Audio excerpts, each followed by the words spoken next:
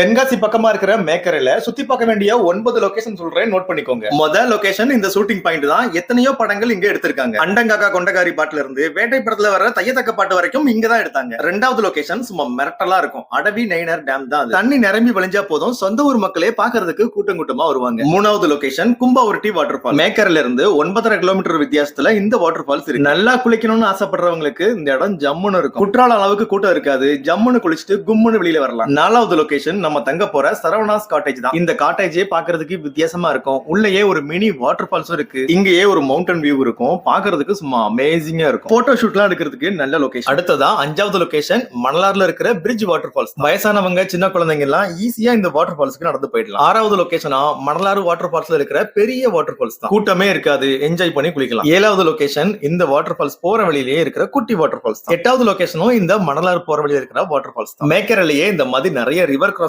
இருக்கும். இங்கே நீங்க காரை நிப்பாட்டிட்டு குளிக்கலாம். அந்த அளவுக்கு தரமான பிளேஸ். கும்பாவூர்ட்டி போற வழியிலேயே இந்த மவுண்டன் வியூ எல்லாம் பாக்குறதுக்கு நல்லா இருக்கும். யானை திரியற காடு நல்லா இருக்கும். எங்க பார்த்தாலும் கிரீனிஷா இருக்கும். மேக்கரிலே பாத்தீங்கன்னா ஒரு அட்வென்ச்சர் பார்க் இருக்கு. இந்த வழியா போனீங்க அப்படின்னா அந்த அட்வென்ச்சர் பார்க்கு நம்ம போய் சேர்ந்துடலாங்க. அதுல கிட்ஸுக்கு வந்து நிறைய விளையாடுறதுக்கு நிறைய விஷயங்கள் இருக்கு. இன்னும் உங்களுக்கு டீடைலா வேணும்னா யூடியூப்ல ஃபுல் வீடியோவை போட்டிருக்கேன். கீழே லிங்க் இருக்கு, டச் பண்ணி பாத்துக்கோங்க.